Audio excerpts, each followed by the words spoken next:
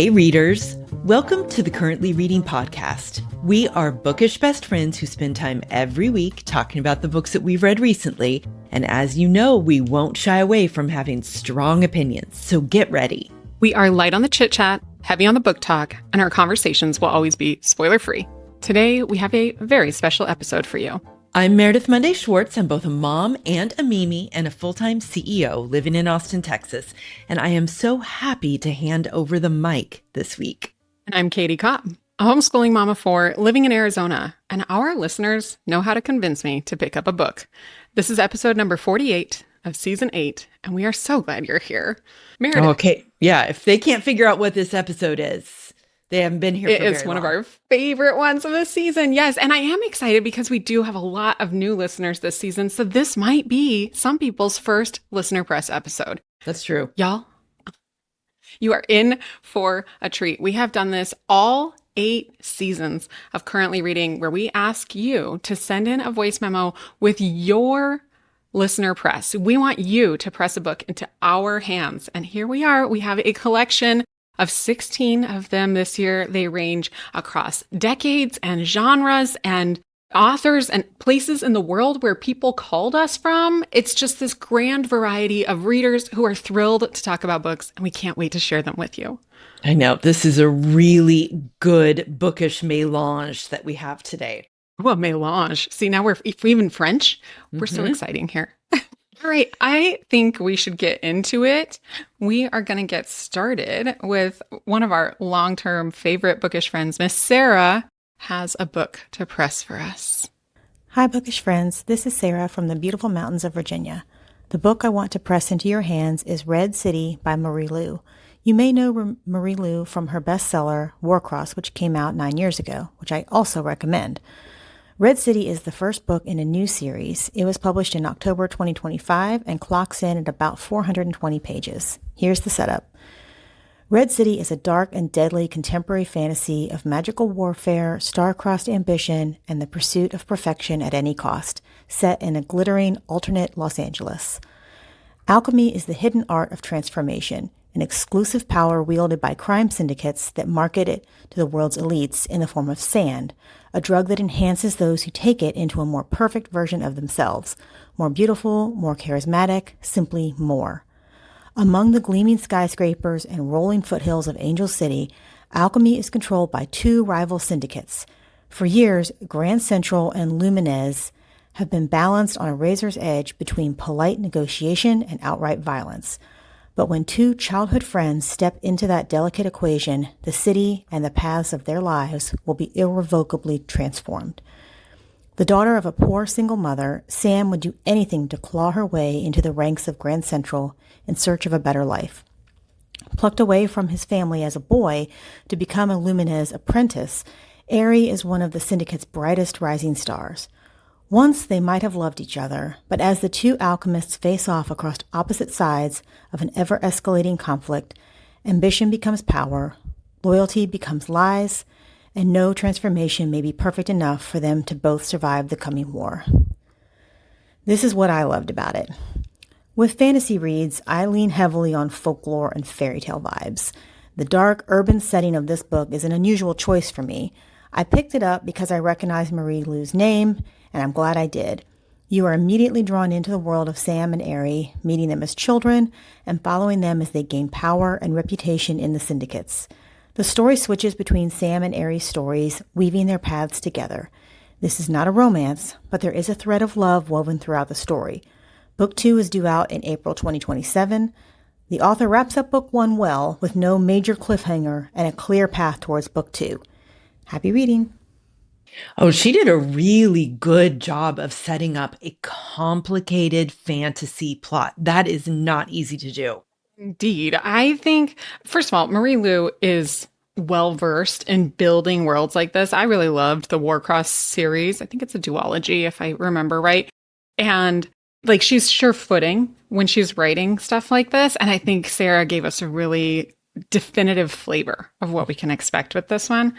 I've loved her in the past, so I think this is probably going to be another win for me. I'm going to have to pick it up, unfortunately, for my TBR. Yeah, this one sounds really good.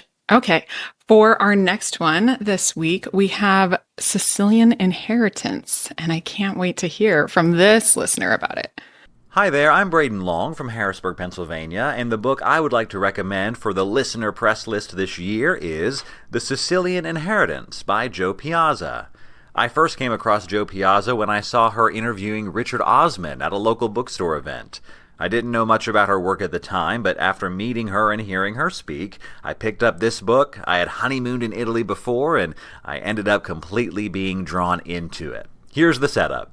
Sarah Marsala's life is in free fall.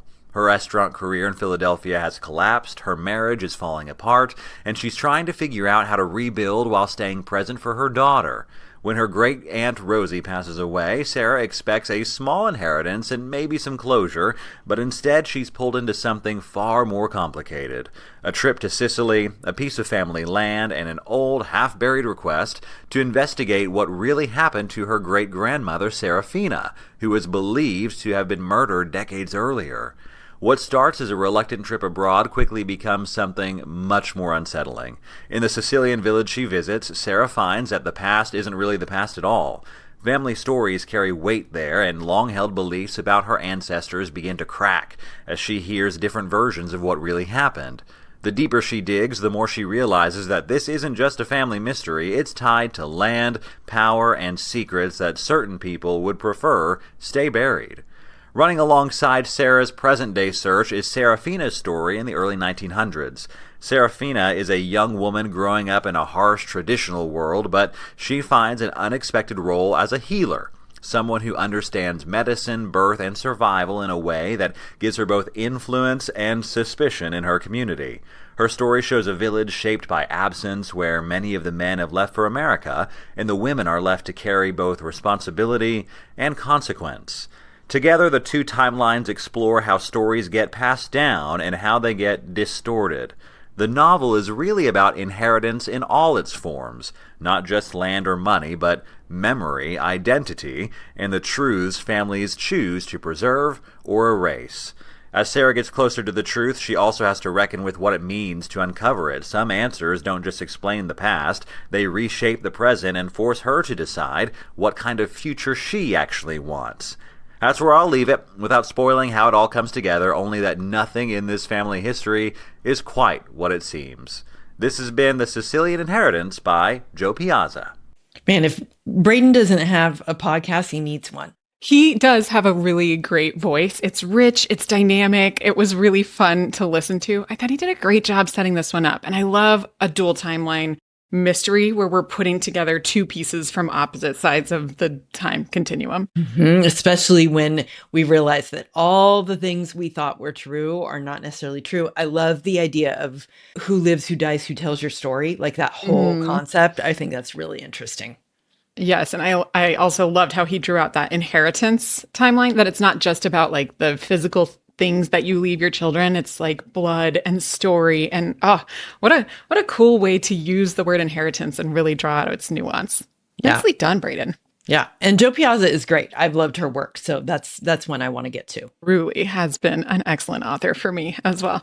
Okay. Our next one is Japanese. It's from a different Sarah. I did put both Sarahs up here at the top, but this is a very different book. We're going to hear about Strange Pictures. Hi, Katie, Meredith, and all the listeners. This is Sarah from Omaha, Nebraska, and I'd like to press Strange Pictures by Uketsu. It's a translated Japanese mystery. Here's the setup. A collection of creepy, childlike drawings start to reveal a much darker story underneath, one involving hidden connections, family secrets, and clues that have been sitting in plain sight. Part of the fun is that you're not just reading the mystery, you're studying the pictures too, trying to figure out how they link together and what they mean before the connections are revealed. This novel has this really fun puzzle box structure where each picture seems innocent at first, but the longer you look, the more you realize something is creepy and something is off. It's eerie without being too heavy, super readable, and perfect for someone who wants a mystery that feels different from the usual thriller. It gave me that just one more chapter feeling because every reveal made me want to go back and look at the drawings again. The pages fly by, making this a great palate cleanser or even a one-sitting book. It's the first of 3 in this series so far, but it wraps up perfectly within this one book, so no pressure at all to continue. However, I've read more in this series and enjoyed them too. This is Strange Pictures by Uketsu. This is one that I've been wanting to get to for a while because it looks so interesting.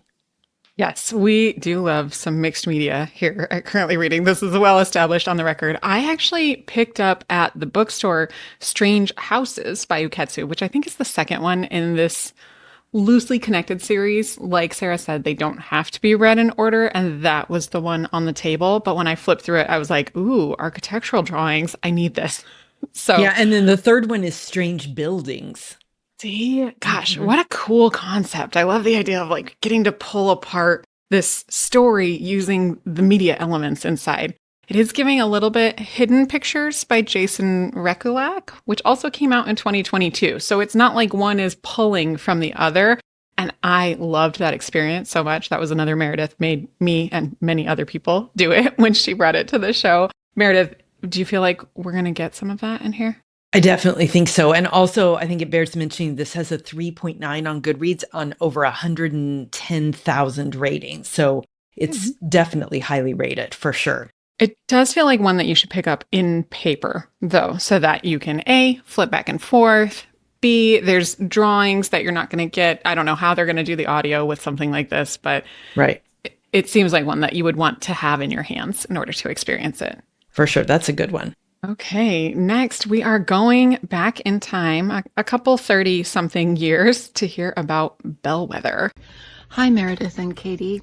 My name is Diane Perrin. I'm up on Whidbey Island in Washington, and I'm calling in to recommend a book called Bellwether by Connie Willis.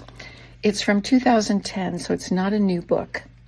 A lot of you might recognize Connie Willis's name because she's an award-winning science fiction writer and has a lot of delightful books. I would put Bellwether in the category of gentle satire with maybe a little magical realism more than science fiction, but it truly is delightful. Here's the setup. The main character, Sandra, studies fads at a research institution, how fads start, what keeps them going, why they die out.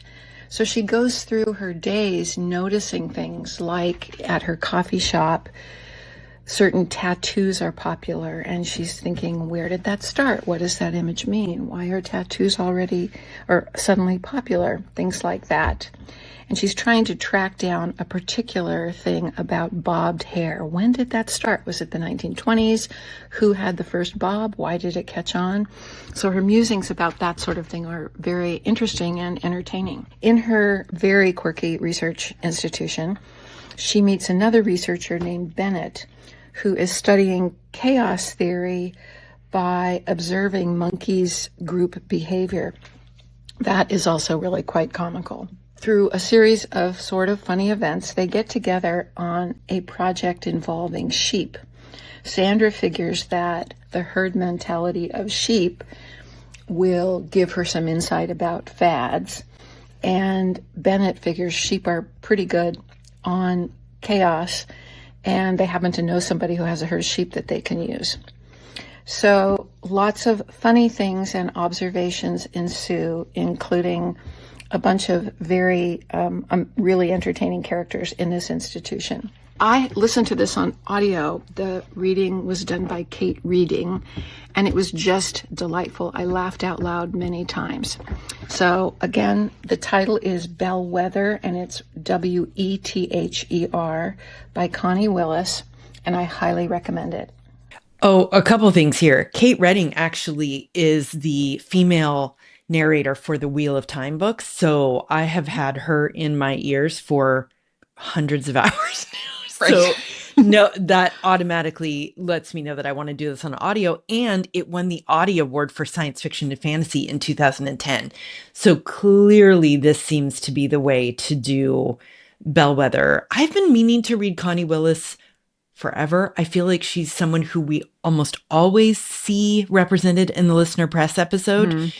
Why am I not reading her? I want to read more science fiction. Why is she not coming up to the top of my TBR? I need to fix this. Well, and maybe this is the time. Summer is coming, girl. We are finishing Crush Week, which means we've got weeks of uninterrupted time ahead of us. This one struck me as interesting. Okay, first of all, I'm pretty sure the audio came out in 2010, but this book was originally released in 1996, which is why I said it was 30 some odd years old when I first introduced it. The cover is screaming 90s. Meredith, do a quick Google on the cover. Of course, y'all have seen it if you were watching us on YouTube for this episode, but it is, I never would have looked at this cover and been like, oh, obviously that is something that I need in my life. I would have been like, maybe not for this reader. But the way that Diane sets it up, I'm super interested in it. I was a little giggly thinking about the sheep. I love chaos theory ever since my formative watching of Jurassic Park when I was a child and Ian Malcolm talking about chaos theory. So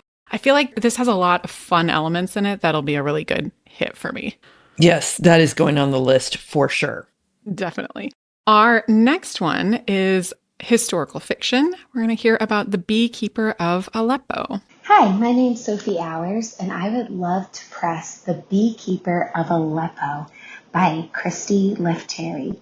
This book I read in a hybrid way with audio and ebook, and I really enjoyed it that way. It's all about a couple that makes their way from Aleppo all the way to London. So you're experiencing it in a dual timeline. I believe the first or second chapter is in England. And then you go back to Aleppo and you experience their journey as Syrian refugees escaping to England.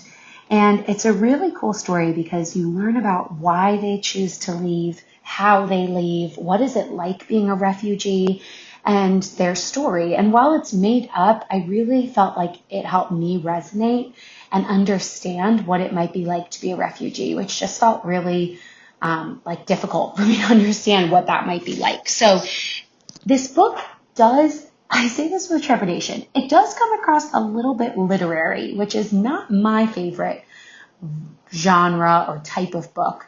But in this case, I think the literary way about it didn't detract from the story or take away from it, but instead it really drew me in more deeply and helped me to understand the feelings associated with being a refugee. So I would highly recommend The Beekeeper of Aleppo. I love how she says that she's going to say with trepidation that this might be literary, which I understand why she's saying that for sure. But also, what we know for sure is that those can be big hits for all of us, whether or not that's something we're drawn to. But also we know here at Currently Reading, there are a lot of people who are listening for whom that is a catnip word, hearing that this is literary fiction. Indeed. And I feel like within historical fiction, genre readers of historical fiction are also a little more willing sometimes to tiptoe into that literary feeling. They're good with depth and character development on a different level than somebody who maybe picked up sci-fi as a plot forward reader and is like, listen, I don't care what the sheets look like in space. There's a little more give and take in the literary fiction side of historical fiction. So it makes sense to me why this would be a good fit for Sophie and for a lot of our listeners. The cover is beautiful. This is definitely one that, hey, I love bees. So I'm not sad about anything having to do with this. I think this is during my I don't read historical fiction era, maybe, because I don't know why I wouldn't have picked this up. I was going to say, do you know why you didn't pick it up? Because it does sound like one you would love. It really does. Even I was looking up the author, and she was born in London to Greek Cypriot parents. So this is a lot of like her personal family history that she's pulling from, I'm guessing, in order to make this a lush historical fiction that feels personal. All of that works for me really well. What am I doing with my life? I know. Those listener press episodes always make me feel this way. Why am I choosing the books I'm choosing? This is why we do it. That one is from 2019 also. So lots of good stuff back here. Let's move on to Dana's press of Cascade Failure. Hi, Katie and Meredith. My name is Dana, and I am from Cave Springs in Northwest Arkansas. I want to press the book Cascade Failure by L.M. Sagas. Here's the setup. The story takes place in a space world that has some similarities to the Murderbot universe. We have an all-powerful corporation called the Trust, balanced by the worker-driven Union. Between them stands the intergalactic police/army, known as the Guild. Our main character is Jace. He has been labeled a Guild deserter and is on the run, desperate to get back to his family. He is looking to bum a ride at an outer rim spaceport and ends up aboard the cobbled-together ship, the Ambit, crewed by its holographic AI captain with exquisite fashion sense, a scrappy but lovable mechanic/medic, and a trigger-happy XO who Jace knew in his former life. This quirky band of misfits responds to a distress call on an empty planet, and the adventure rockets forward from there. This is a good old-fashioned space romp in the vein of Murderbot and the much-lamented show Firefly. We have augmented humans, all-powerful bad guys who will do anything to make a profit, and an action-packed plot that will keep you turning those pages. But what makes this story truly special are the relationships that form between the characters, and the deeper themes that kept me thinking about what it means to be family, or even human, long after I had closed the book. If you love a heartfelt, fast-paced sci-fi story with found family and characters to root for and fall in love with, I highly recommend this book. This is Cascade Failure by L.M. Sagas. This one sounds really good. And I love the Firefly comparison, right? Because it says that it features a fierce, messy, chaotic space family. And that's really what you get. That's, the main reason to watch Firefly, which is such a good show. And I love that we're finding that here. This sounds really good. It does sound really good. I'm also getting vibes of Ready Player One, some of that like kind of quirky sci-fi, found family, adventure fiction. These are big hits for a lot of readers. So I'm curious why I haven't heard of Cascade Failure. It feels like one that would have been on my radar. Yeah, it got Bookpage's best science fiction novel of 2024. So for sure. What's that about? What is happening here? What is happening? Oh, good job, Dana. I'm excited to put that one on my TBR as well. This is getting problematic. Mm-hmm. Hey, good news. I chose an essay collection next, which will also go on my TBR. So enjoy. Hello, I'm Gail Gramoski, longtime listener, first-time presser from the Okanagan Valley of British Columbia, Canada. I'm here to press What We Talk About When We Talk About Dumplings, a collection of dumpling-themed essays edited by John Lorinc. Here's the setup. Nearly every culture in the world has its own variation of the dumpling, and this unique anthology gathers essays from food writers, journalists, and creatives exploring a mere handful of them, from ravioli and samosas to pierogies, matzo balls, wontons, and many more. These bite-sized essays range from fascinating cultural and family histories to heartwarming stories of dumpling-making parties among friends and fundraising events built around food and community. Some explore the intersections of culture, history, and food, including the impact of colonization on the creation of certain dishes. Others are simple, affectionate tributes to a beloved childhood dumpling that Grandma used to make. What surprised me most about this collection was how much it inspired action. Reading it with my short story book club sent many of us down culinary rabbit holes. We researched unfamiliar dumplings, explored specialty food stores, tracked down restaurants, and discovered dishes we otherwise never would have known about. Our group read one essay a day over the course of a month, and it became the perfect little dose of comfort. And what better source of comfort than dumplings? As one essay points out, dumplings nourish us in more ways than simply eating them. They're about gathering, sharing stories, building community, and caring for one another. By the end of the book, I felt cared for too.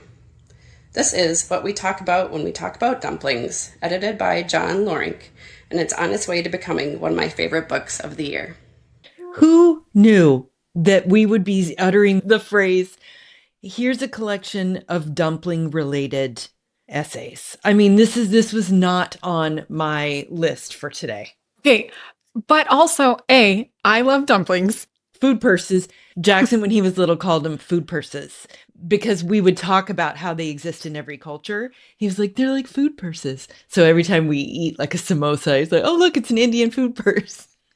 That's the cutest. I love that. And honestly, like, you give me an empanada, you give me a pierogi. I want it. I don't 100%. Care which Right. culture made it. I want all of them. Yeah. I love this. I'm obsessed with a whole book about dumplings, and they're just little food purses of comfort. Yay for this whole setup.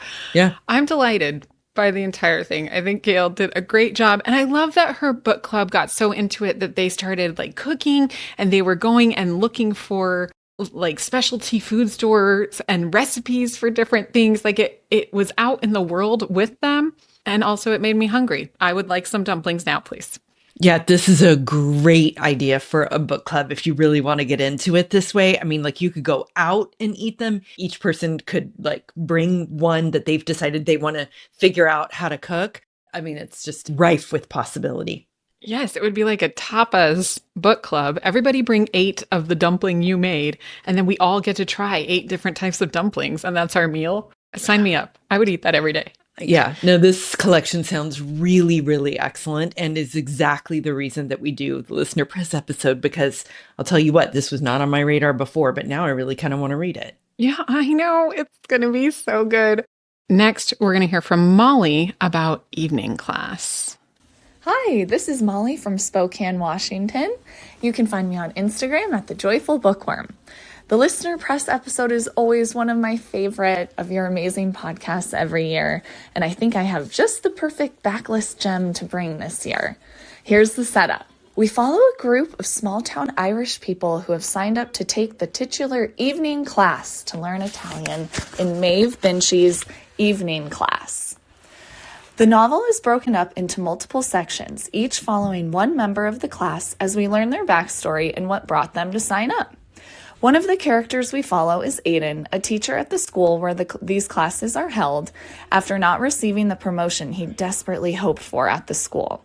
He sets his sight on setting up these evening classes. We learn of his marriage and family life and watch as his knowledge of not only Italian, but of himself, grow with this new experience. We also follow Signora, the teacher of the class. We learn of her life in Italy, the tumultuous relationship that took her there, and what eventually brought her back to Ireland. We also follow Connie, a wealthy woman in an unhappy marriage, Laddie, a sweet and simple-minded local man, Bill and Lizzie, a couple with very different priorities in life, and a few more. It may sound like too many characters, but they are all so distinct and well-drawn and woven together, it's very easy to track them all. As I said, the novel's broken up into sections focused on each character. I'd get so connected to a character and then be so sad their section was over, only to find myself so connected to the next character and not want to move on from them. Certainly a sign of excellent writing and character development. I didn't want this book to end, and I think that everybody would really enjoy this backlist gen. And that was Evening by Maeve Binchy. Thanks, Kaytee and Meredith. You're the best. Okay, that was actually evening class. But here's the thing about evening class, Kaytee. You know how I've talked a lot about how for 10 years after my daughter Devin was born, my reading got really, really screwy in that I only read cozy mysteries for 10 years because I just couldn't seem to have the bandwidth to read much more than that. And also I couldn't read anything dark and scary, which is what I had always read before. This is the book that actually got me into, like, out of that 10-year kind of only reading that cozy mysteries. This was the book. I love this book. This is a hug it to your heart book. This is so readable. As soon as I heard our listener talking about this book, I remembered exactly, like, so many details of it. This is up there with like Shell Seekers. Like, if that kind of book where you read Shell Seekers and you're like, where's this book been all my life? Evening Class introduced me to Maeve Binchy, which I went on to read a lot more of her at that time. And really, this was the book that made me go, you know what? I need to start reading some other stuff because there are a lot of characters that I need to give my heart to at this point. And so Evening Class it's an absolute treasure. It's not just a gem, it's a treasure. It's so good. It's like an Ebenezer Stone book for you. Like, I love that it marks this very specific pivot in your reading life for you. Like, oh, I got chills thinking about that. What a great memory to dread up. Yeah, and I hadn't thought about it in forever until I saw it on this list. And I was like, oh my gosh, I could remember the bed that I was laying on in one of our first apartments when, I mean, I was like, I was there all of a sudden. This book is really, really good. So fun. I actually took an Italian class in the evening when we lived in Oregon for just one like session of, I don't know, community center Italian. And this made me think of, I had a very little baby and I was like, I just need one little thing for me. So that connection right there made this an interesting pick for me as well. Yeah, and that's how the characters have, you know, they're each coming to it for some particular reason that's really meaningful. Oh, it's so good. So good.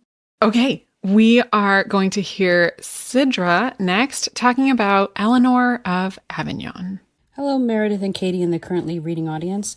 My name is Sidra. I'm from Silver Spring, Maryland, and I would like to recommend Eleanor of Avignon by Elizabeth Delozier. This book is historical fiction at its best. I absolutely love spending time with Eleanor as she battled the plague and narrow-minded people in 1347 France.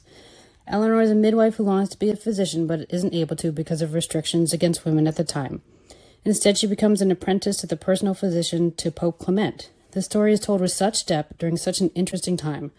I went down many rabbit holes trying to figure out how much of the story was true and wanting to learn more about Avignon and the plague and blaming Jewish people for all of the bad things happening. If you love a good historical fiction that pulls you into an interesting time and place, pick this one up. Now, Kaytee, didn't you just get together with Sidra? I did. I got to meet Sidra in person. So it was fun to hear her voice again on this listener press. She is great at talking about books. While we walked to the bookstore, she pressed multiples into my hand. I had a very large stack by the time I left that day. I am very interested in this one. I love plague-centered historical fiction. I do too. I do think that the paperback version having a woman's back on the cover is probably what pushed me away from it because of my preconceived notions about those things. But the hardback is very pretty, so I should have picked it up at that time before the paperback ruined it. I love a historical fiction where there's a plague figuring prominently. Yes, we know you do. What is The Murmur of Bees by Sophia something. What is her name? I got nothing. Sophia Segovia. I was going to say it's 2 S's. Yeah. Is a long-term favorite. And then what was the other one with the white bat one? Wanderers by Chuck Wendig. That anything that has like some plaguiness to it, we know is going to be a hit. Yeah. And The Year of Wonders. The Year of Wonders is so good. Geraldine Brooks. There you go. Yeah. I love plague fiction. What can I say? And historical plague fiction with a really strong female character. This Eleanor of Avignon sounds really, really good. Yes. And like strongly feminist. She can't be a doctor because of restrictions at the time. It's just a lot of buttons hitting on this one for Eleanor of Avignon. So. I got to say, I mean, the doctoring in the 13th century, that's some rough stuff. Indeed. Oh man, I'm so glad I wasn't alive in the 13th century. Yeah. Yikes. Yeah, that's like the whole just here, take some brandy and bite on this kind of doctoring. Not good. Also, we're going to slice your arm and put some leeches there as well, just to balance your humors. It'll be fine. You have too much black bile. Gross. Okay, let's move on to more blood. Let's hear from Liza about Midwinterblood. Hi, this is Liza from Colorado, and the book I would like to press today is Midwinterblood by Marcus Sedgwick. This is a young adult love story, but kind of an unusual one. The story starts in the year 2073 with journalist Eric Sevlin, who is traveling to Blessed Island to investigate why no one seems to age or die on the island. When he arrives, he meets Merle, and he feels like he has met her before. As the story progresses, we move backward in time, all the way back to a time unknown. In the different time periods of the story, Eric and Merle are connected in some way, but not always as a couple, sometimes as family, sometimes as friends. When we get to the last chapter, we finally learn why they have been able to find each other over and over throughout their lifetimes. One of the reasons I love this book is because I love the idea of being able to find people you love in more than one life and having those connections over and over and knowing that just once isn't all you get. This book is also unique in that I have read it multiple different ways. Forward the first time, the normal way, then from the back, and then even from the middle out either way, and the story gains depth every single time. This is Midwinterblood by Marcus Sedgwick. That is interesting on so many levels. Midwinterblood doesn't seem like a title that I would associate with what she's told us that it's about, but now I'm even more interested. The way that you can read it all of these different ways. I love the concept of, that human souls do find, kind of the same human souls multiple times if they're, for us. I think that's all very interesting. Yes, I agree. A lot of times blood in a title doesn't usually draw me in. Oh, that's interesting. I don't know why, but when I think about it, like even just reading the title on this one, I'm like, that's probably not me. It's probably like weirdness about periods is really what it comes down to. But this does sound interesting. And I almost want to like sit Liza down and be like, okay, tell me about reading this book forward and then backward and then from the middle. Is that like you've dipped into it multiple times because you loved it so much? Or is that a thing with this book where it's like a choose your own adventure path? You can just pick your timeline and go from there. Right. Like, did she just introduce this, or are there other people who are doing it too? Yeah. And the Kindle cover is really, really beautiful. Good Lord. Yes. I don't know. This does sound interesting. And it's from 2011. Yeah, I like this a lot. I'm definitely going to do this one. Fun backlist. All right. I like it. Okay. We do have our second nonfiction pick of this episode. Let's hear from Jessica about Invisible Women. Hi, my name is Jessica from Houston, Texas, and I'd like to press the book Invisible Women, Data Bias in a World Designed for Men by Caroline Criado Perez. Here's the setup. Our world runs on data. It shapes public policy, economic decisions, healthcare, resource allocation, safety standards, so much more. But the truth is that much of the data that we use to make these decisions is collected using the average size male. That sounds crazy, right? I didn't believe it either. I didn't really think it would be so important. But Criado Perez does a fantastic job showing us just how important data really is. She uses hundreds of studies from the United States and United Kingdom to show how male-centered data at the heart of so many decisions really disadvantages women in big and small ways, from things like safety, standards in cars, to the way certain medications are used. I listened to this book on audio, and I loved every minute of it. It was eye-opening and fascinating. I still think about it almost every day a year later. I recommend it all the time. This nonfiction book made my top 10 of the year list. That's crazy for me. I highly recommend Invisible Women by Caroline Criado Perez. Oh, this is one that sounds like a real eye-opener, doesn't it? It does. It reminds me also of when your brother Scott was on the show and he brought Dataclysm by Christian Rudder as his book that he wanted to press into other people's hands, which is why I ended up reading it. All the Mondays are very good at pressing books into my hands. Invisible Women seems like another kind of facet to that same gem of what is happening with the data around humans. I think this sounds so interesting. It has a 4.33 on Goodreads. So Jessica is not the only person who's excited about this. Why haven't I picked this up? Yeah, this sounds really, really interesting. I love that it made her top 10 of the year that year. It sounds like it would infuriate me, but sometimes that's what you need in your top 10 list. That's what I'm saying is sometimes our eyes just need to be opened. Yeah. Yeah. Okay. Our next pick is historical romance. Let's hear from Rachel about Atomic Love. Hi, Katie and Meredith. This is Rachel from Liberty, Missouri. Today I wanted to press into your hands Atomic Love by Jeannie Fields. Here's the setup. Our main character is Rosalind Porter, a physicist who worked on the Manhattan Project. It's now 1950, and the war is long over. Rosalind is now working for an upscale department store in Chicago. Rosalind desperately misses her work in the lab, but the men are back, and the women are being forced out. When Thomas Weaver, a former project colleague and Rosalind's former lover, reaches out, Rosalind is thrust into the early years of Cold War intrigue and paranoia. FBI Special Agent Charlie Saslow tasks Rosalind with spying on Weaver, who is suspected of passing state secrets to Russia. What unfolds is an unforgettable story of celebrating your true self, standing up for what you believe in, and making room for love in whatever way you can. I absolutely adored this book. I identified with Rosalind from the beginning. She was smart and proud of it. She wasn't willing to change who she was to make others happy. She's a heroine I think everyone should look up to, especially young women. It's okay to be smart, and it's okay to be proud of it. This is Atomic Love by Jeannie Fields. It's okay to be smart, and it's okay to be proud of it. I love it. Doesn't that sound like such a banger? Like that's a romance plot that I could really get behind. Yeah. Yes, a banger indeed. Meredith. It sounds absolutely explosive if you ask me, Atomic Love. Yeah. There are some interesting books titled Atomic Love. I just went on a whole journey with this cover search. Like Jeannie Fields is the popular one, but there's also one by Jessie Rose, The Sex, Dirt, and Blood of Rock and Roll, with a skull on the front. Oh. Yeah, let's not confuse people. This is the one by, what did you say?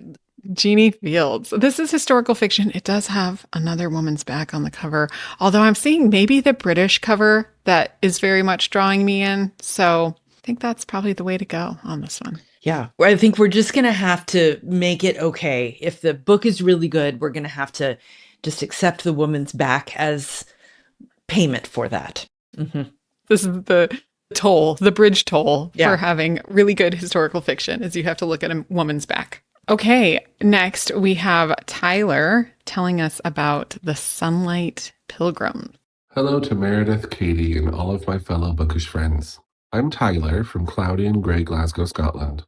I'm hoping to press a Scottish book into everyone's hands. I'd love to tell you about The Sunlight Pilgrims by Jenny Fagan.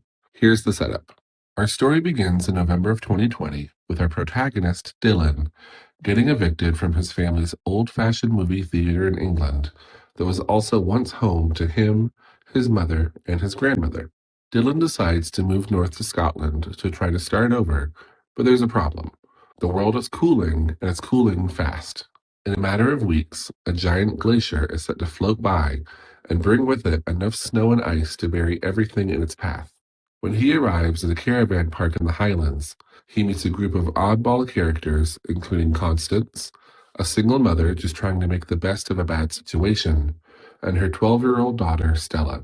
Stella and her mom are just trying to make the best of what life has thrown at them, and the addition of a man who's just looking for friends and a place to start over brings light that is desperately needed. This book is about who we are as people, what it means to be human, what we owe each other, and what you do when you don't know what tomorrow will bring. You'll fall in love with Stella, you'll root for Constance, and you'll want the best for this little found family. I love this book for its heart. You'll fall in love with almost all of the characters you meet. Jenny Fagan is able to make you care about all of them and put you right in the middle of the crisis they're going through. You'll feel like you're right in the middle of a cold winter in the Highlands.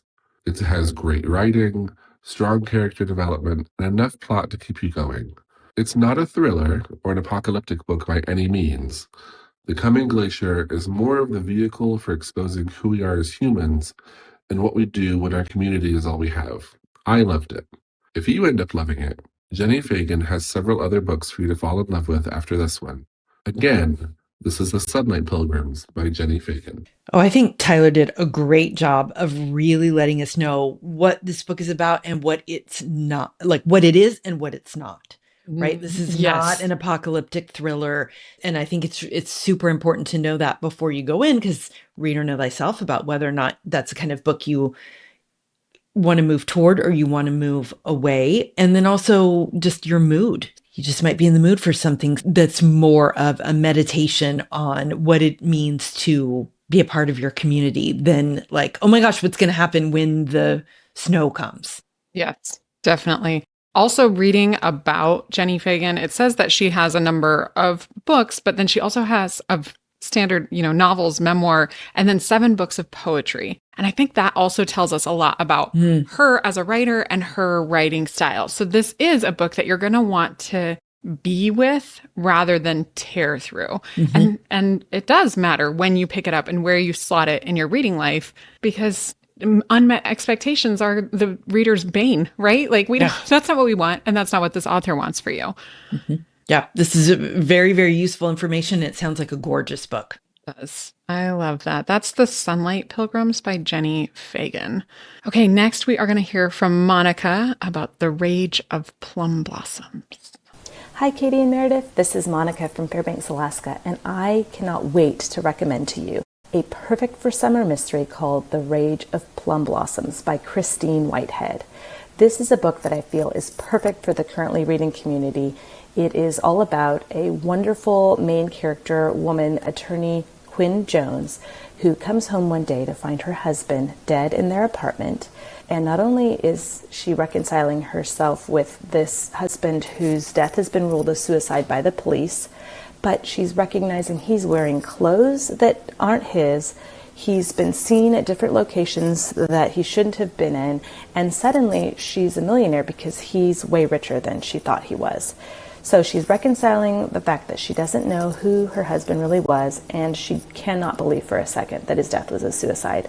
So she sets out on her own to uncover the truth, and along the way she goes down all kinds of interesting rabbit holes that you never knew you cared about, like scents and Chanel No. 5, which I know Meredith has been really into, horses, butterflies, and she acquires quite a wonderful found family along the way. So I know that your community will love this book, and it's also on Kindle Unlimited for free. So it's an absolute no-brainer for summer.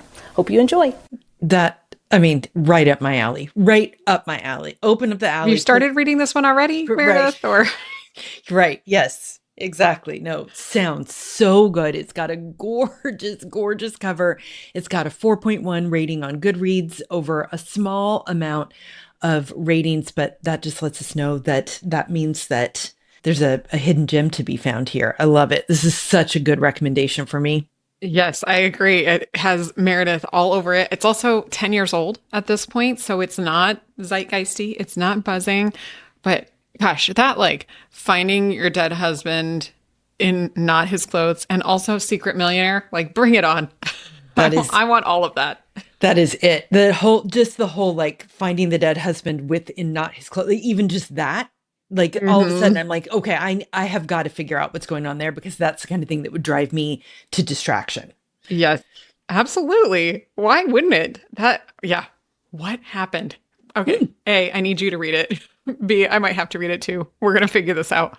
I like it. Okay. This next one is from Kristen. She actually has a great track record for me. So she sent a press and she was like, also, I would never tell Katie to read this, but if she happened to, she would be very happy. And I was like, fine, Kristen, whatever. So let's hear about That's What Friends Are For.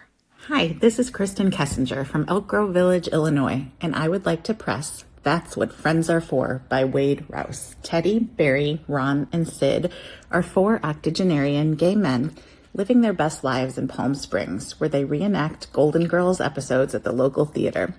But each is facing their own heartaches, too, and an unexpected visit from Teddy's estranged family member brings those issues to the forefront. I absolutely adored this gem of a book.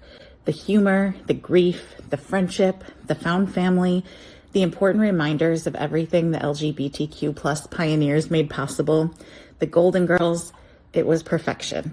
I feel actual sadness that the Golden Gays are not real people I can hug. The audio, which has 4 narrators, really brought the characters to life, and the audio version is not to be skipped.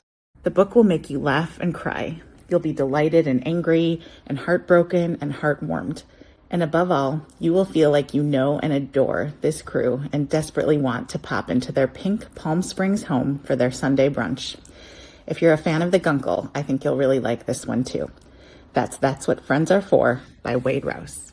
All right, Katie, this is one that I want to read, but you need to read it and then let us know about it. Report back. Mm-hmm. I am not a Golden Girls aficionada, I would say, but I do love the old gays on Instagram. And even the cover of this, I'm like, it's them. If this was not written about the old gays on Instagram, I don't know what Wade Rouse is doing with his life. This pink Palm Springs beach house. There's like the muscly one in a Speedo on the cover. Mm-hmm. There's like cool leisure suit guy. I am obsessed with the whole thing. I have not heard of this book, which why? What's happening there? Last year, Kristen recommended 0 stars, do not recommend. Also a very vibrant color and was a very fun hit for me in a completely different wheelhouse than this book. So I love that this brings me a new recommendation from Kristen, and she is hitting it out of the park for me. I will definitely be reading That's What Friends Are For by Wade Rouse. So good.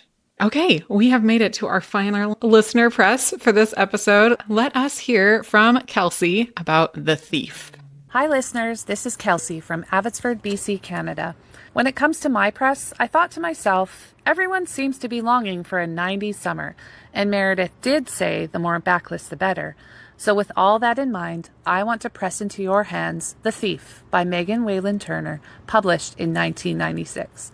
Now, because it is so backlist, I realize that many of you friends might already be familiar with it and have even read this one or more in the series.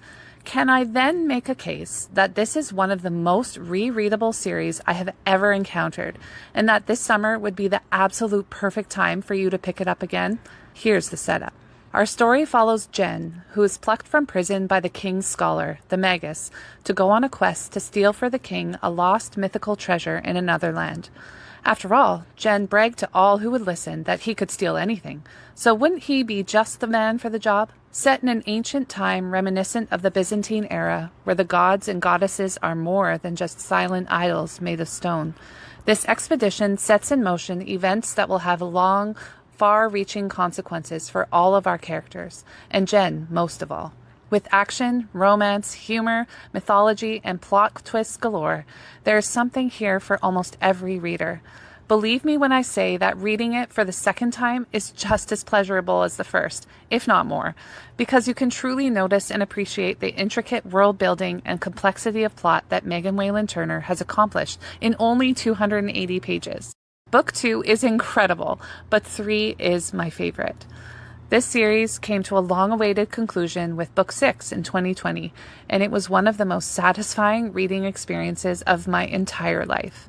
I have now done this entire series both in print and on audio, and both formats are amazing, as Steve West is an excellent narrator. If you've never read this series, you don't want to miss it. If you have, you can start again and won't be able to stop.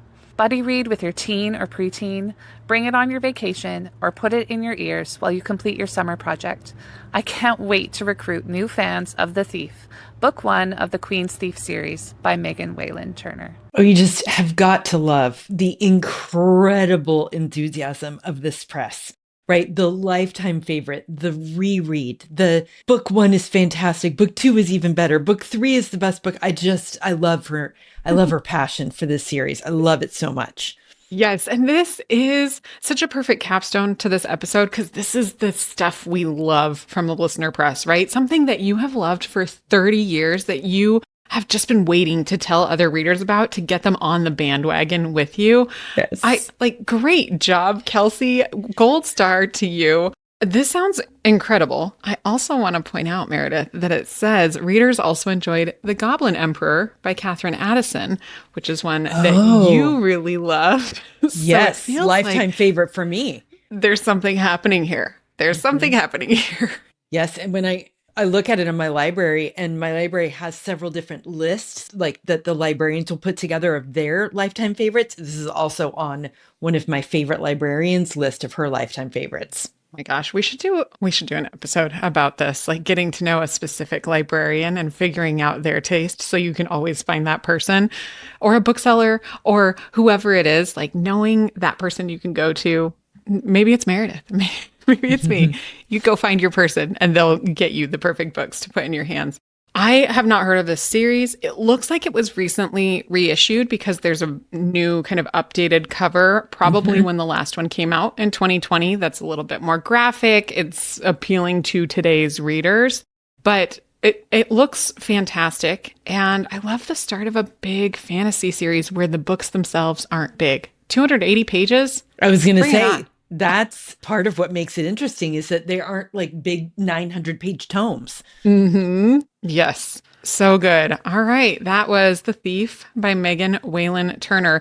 And those were 16 incredible listener presses from our friends, neighbors, countrymen all over the world. Yes.